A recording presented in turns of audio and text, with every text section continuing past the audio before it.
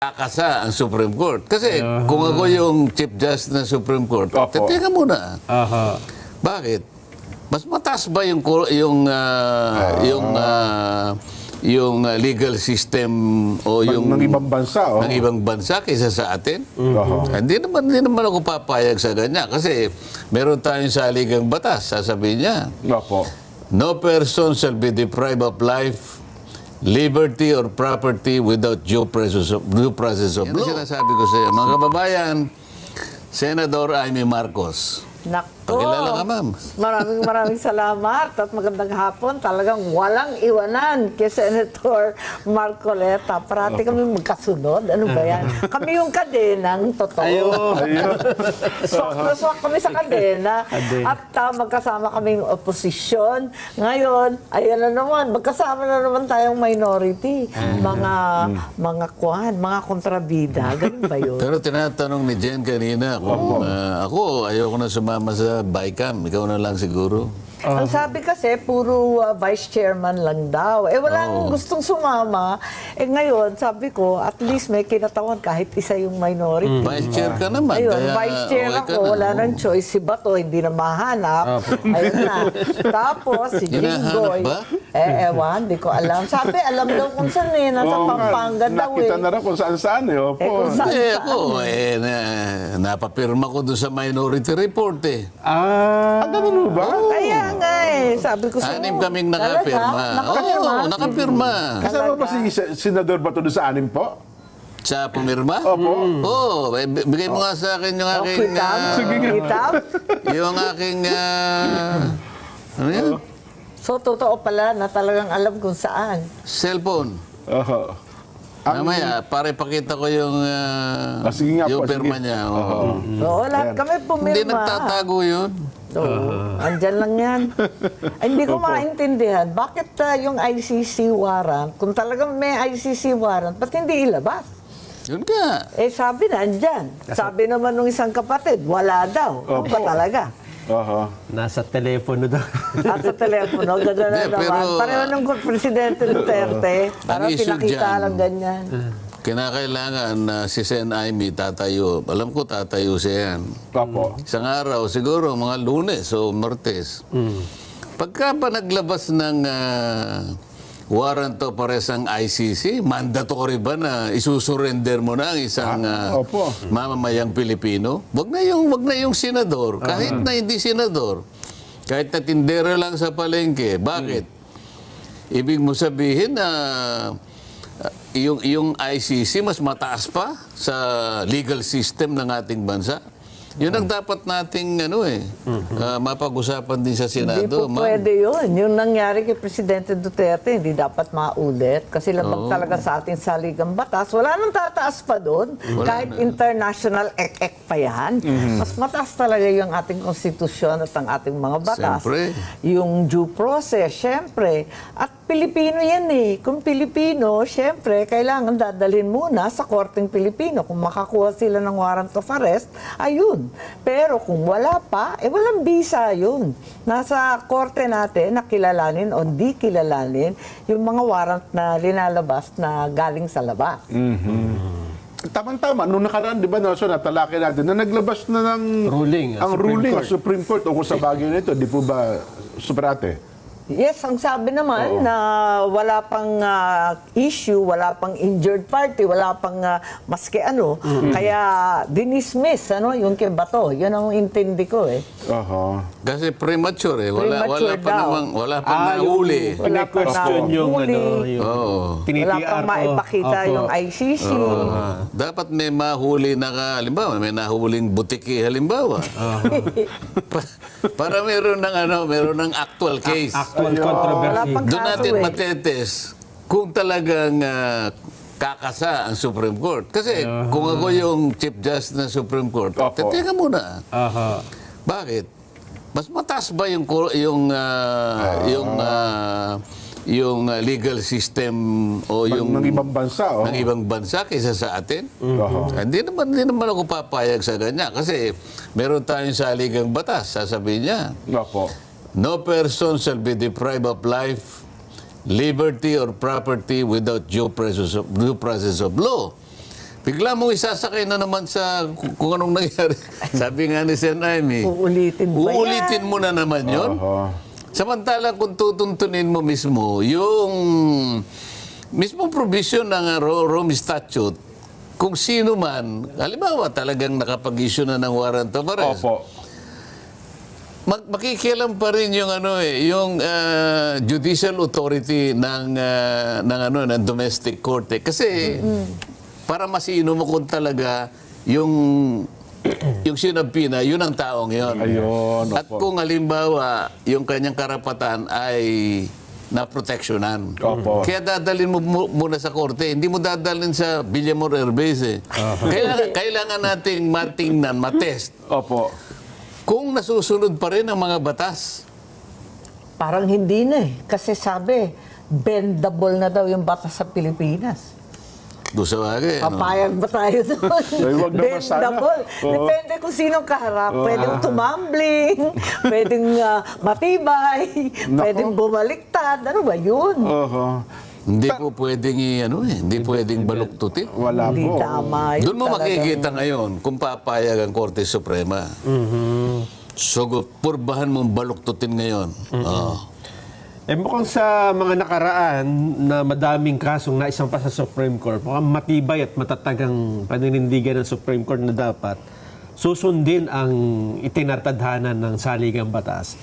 Lalong-lalo na yung sa mga paglilipat ng pondo. Hindi po ba, Sen? Oo. Nanindigan ng Supreme Court eh.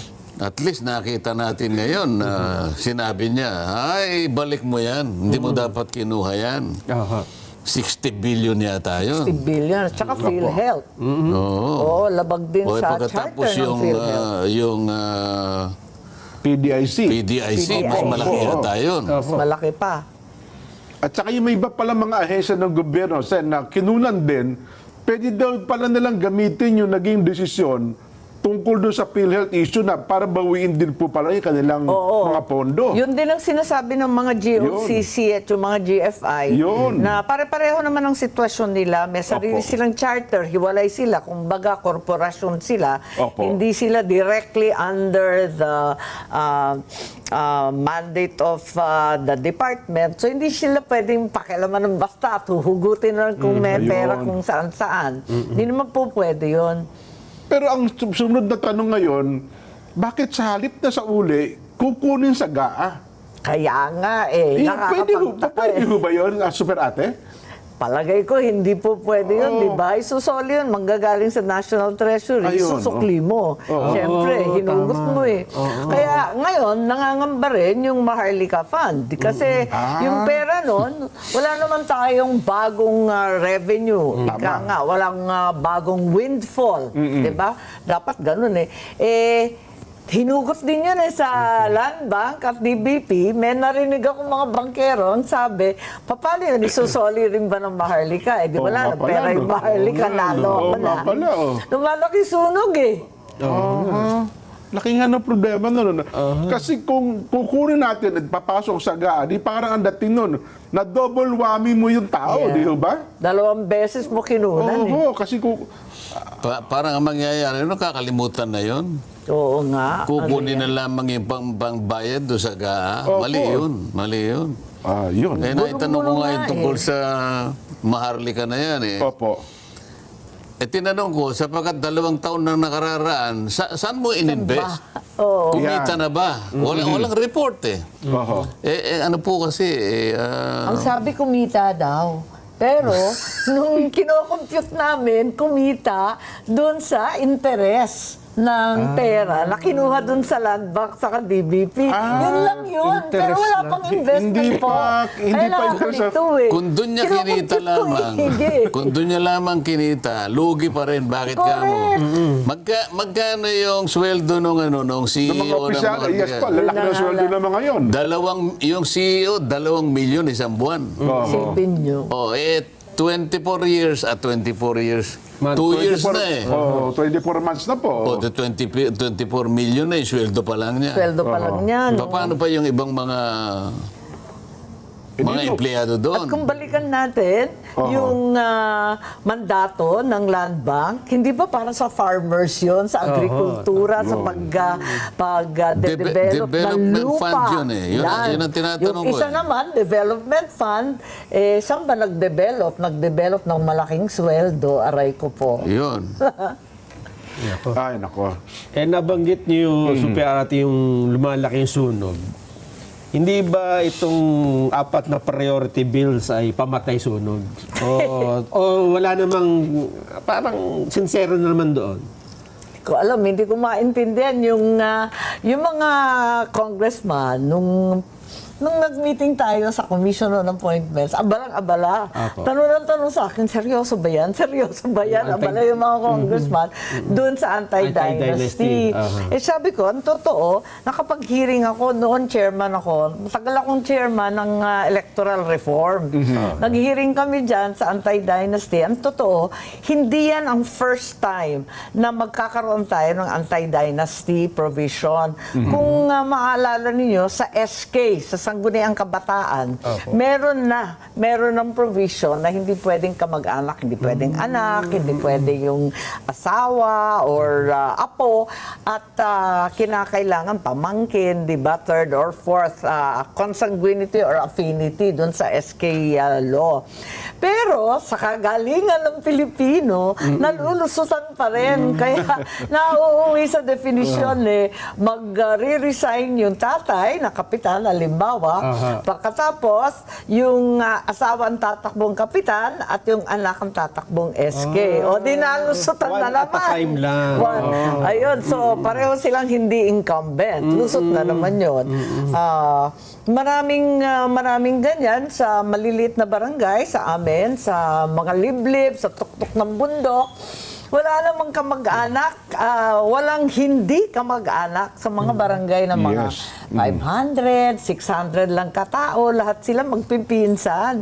So hindi naman mabuo yung barangay, yung sinasabing konseho ng SK.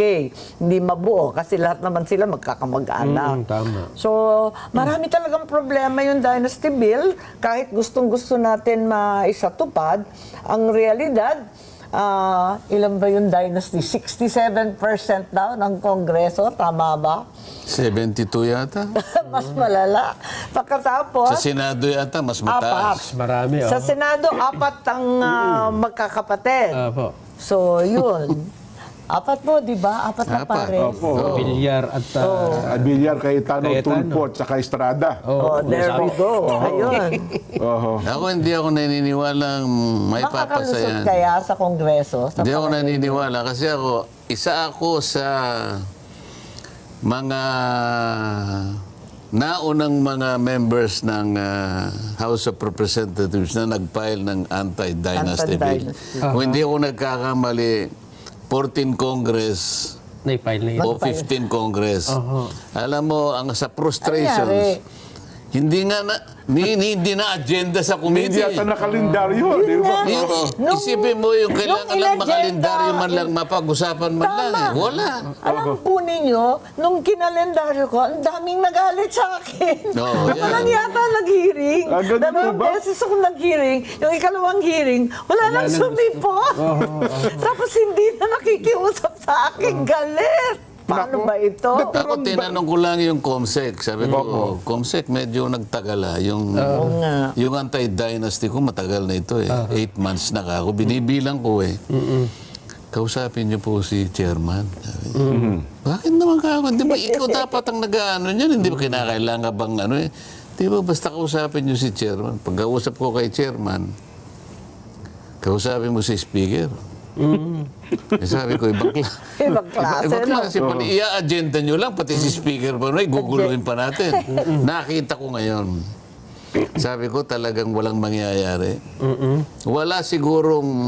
siguro, nung panahon na yun, siguro ako lang siguro ang nakakaisip na dapat isa katuparan natin yung sinasabi na saligang batas.